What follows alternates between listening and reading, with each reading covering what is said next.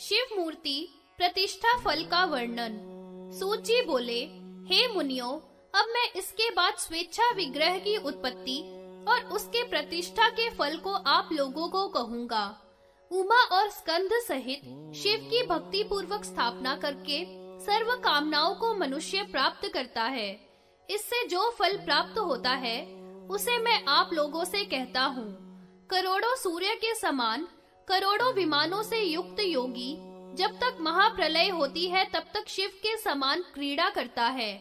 ओम, कौमार, ईशान, वैष्णव, ब्रह्म, प्रजापत्य, इंद्र आदि लोकों के भोगों को हजारों वर्षों तक भोग कर सुमेरु पर स्थान बनाकर देवताओं के भुवनों में क्रीड़ा करता है। एक पाद, चार भुजा, त्रिनेत्र और शूल से युक्त, जिसके वाम भाग में विष्णु और दक्षिण भाग में ब्रह्मा, 28 रुद्रों की कोटि, वाम भाग से प्रकृति, बुद्धि से बुद्धि और अहंकार से अहंकार, इंद्रियों से इंद्री, पाद मूल से पृथ्वी, गुह्य से जल, नाभि से वहिन, हृदय से भास्कर, कंठ से सोम, भूमध्य से आत्मा, मस्तिष्क से स्वर्ग, इस प्रकार चढ़कर सब जगत जिनसे उत्पन्न होता है, ऐसे सर्वज्ञ और सर्वगत देव की ध्यान पूर्वक प्रतिष्ठा करके मनुष्य शिव सायुज्य को प्राप्त करता है। बैल पर स्थित चंद्रमा का भूषण धारण किए हुए शिव की जो प्रतिष्ठा करता है, वे किंकणी जालों से युक्त स्वर्ण के विमान में बैठकर दिव्य शिवलोक में जाकर वास करता है और मुक्त हो जाता है। गण अंबिका और नंदी से युक्त शिव की प्रतिष्ठा करने वाला सूर्य मंडल के सदृश विमानों में बैठकर अप्सरा आदि के नृत्य के साथ शिवलोक में गणपति होकर निवास करता है।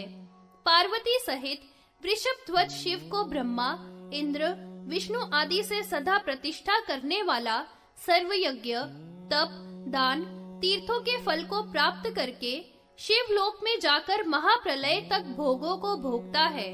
नग्न, चतुर्भुज, श्वेत, सर्प मेखला वाले, त्रिनेत्र वाले, कपाल हाथ में धारण किए हुए, काले केश वाले शिव की स्थापना करके शिव सायुज्य को प्राप्त करता है।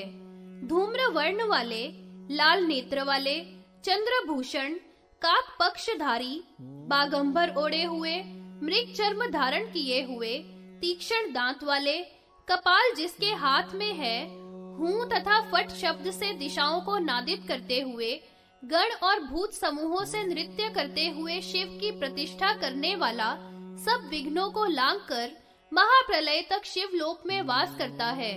चतुर्भुज, अर्धनारीश्वर, वरद और अभय हस्त वाले, शूल पद्म धारण किए हुए, स्वर्णाभरण भूषित स्त्री पुरुष भाव से जो स्थापना करता है, वह अणिमा आदि सिद्धियों को भोग कर शिवलोक में जाता है। चिता भस्म धारण किए हुए, बागंबर धारण किए हुए, शिरोमाला धारण किए हुए, उपवीत धारण किए हुए, शिव की प्रतिष्ठा करके मनुष्य संसार के भय से मुक्त होता है। ओम नमो नीलकंठाय, इस 8 अक्षर वाले पुण्य मंत्र को एक बार भी जो जपता है, वह सब पापों से मुक्त होता है। इस मंत्र से गंधादि द्वारा महादेव का पूजन करता है, वह शिवलोक में पूज्य होता है। जालंधर का अंत करने वाले, सुदर्शन धारण करने वाले देवाधिदेव की जो प्रतिष्ठा करता है, वह शिव सायुज्य को प्राप्त करता है, इसमें संदेह नहीं। जो देव त्रिपुरांतक ईश्वर, धनुष बाण धारक से युक्त, अर्धचंद्र भूषण वाले, जिसमें सारथी हैं, ऐसे रथ में बैठे हुए शिव जी की पूजा करता है, वह शिवलोक में ऐश्वर्यों को प्राप्त करता है। गंगा से सुशोभित, वामांग में पार्वती से युक्त, विनायक और स्कंध, सूर्य और चंद्रमा के सहित ब्रह्माणी, कौमारी, माहेश्वरी, इंद्राणी, चामुंडा, वीरभद्र आदि गणों से युक्त मूर्ति की स्थापना करने वाले पुरुष शिव सायुज्य को प्राप्त करता है, इसमें संदेह नहीं। लिंग के मध्य में चंद्रशेखर भगवान की मूर्ति, ऊपर हंस रूप ब्रह्मा की मूर्ति बनाकर अथवा दक्षिण में ब्रह्मा की मूर्ति जो हाथ जोड़े स्थित है और महालिंग शिव की मूर्ति बनाकर स्थापित करके जो पूजा करते हैं, वे शिव सायुज्य को प्राप्त करते हैं। इस प्रकार महालिंग में शिव की प्रतिष्ठा करने वाला व्यक्ति शिवलोक में पूजा जाता है। मिट्टी से लेकर रत्न तक बनने वाले शिवालय का वर्णन। ऋषि बोले, लिंग प्रतिष्ठा का पुण्य, लिंग की स्थापना के भेद हमने सुने। हे सूत जी, अब मिट्टी से लेकर रत्न तक के शिवालयों के बनाने का फल हमसे कहिए। सूत जी बोले, शिव जी का ईंट और लोहे आदि से मंदिर बनाकर भक्त रुद्र लोक को जाते हैं, जहां उनकी इंद्र आदि भी वंदना करते हैं। मिट्टी व बालू से बनाकर भी रुद्र को प्राप्त होते हैं। इसलिए भक्त को सर्व प्रकार से शिवालय बनाना चाहिए। कैलाश नाम वाले मंदिर को बनाकर कैलाश की सी शिखर वाले विमानों पर बैठकर भक्तजन महान आनंद को प्राप्त करते हैं। जो भक्त मंदिर नाम से शिवालय का निर्माण करते हैं, वे मंदराचल के समान विमानों में बैठते हैं और देवताओं अप्सराओं के द्वारा पूजित होकर शिवलोक में सुख भोगते हैं तथा गाणपत्य रूप को प्राप्त होते हैं। हे विप्र, सुवर्ण की शिलाओं से शिवालय बनता है, वह रुद्र लोक में रुद्रों के साथ आनंद को प्राप्त होता है। जीर्ण, पतित और खंडित मंदिर का उद्धार करने वाला बनाने वाले से भी अधिक पुण्य को प्राप्त करता है।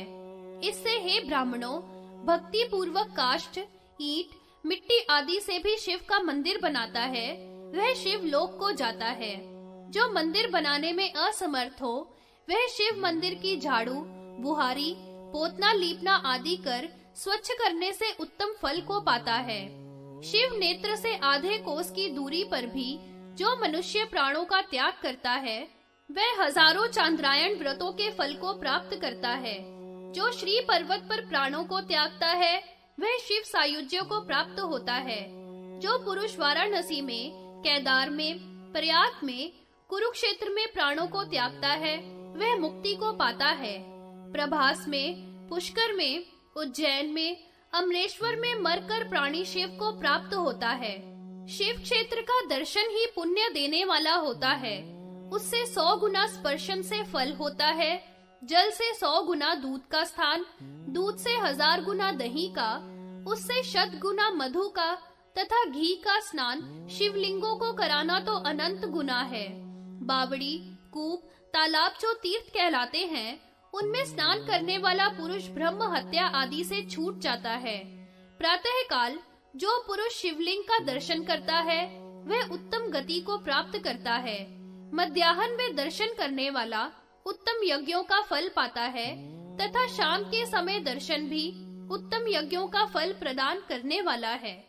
इस प्रकार आदि देव महादेव उत्पत्ति, प्रलय और संहार करने वाले हैं। सब सृष्टि की रचना शिवा शिव ही करते हैं। मोक्ष के साधन शिव ही हैं। शिव ही व्यक्त और अव्यक्त हैं। ऐसे नित्य स्वरूप अचिंत्य प्रभु का अर्चन करना चाहिए।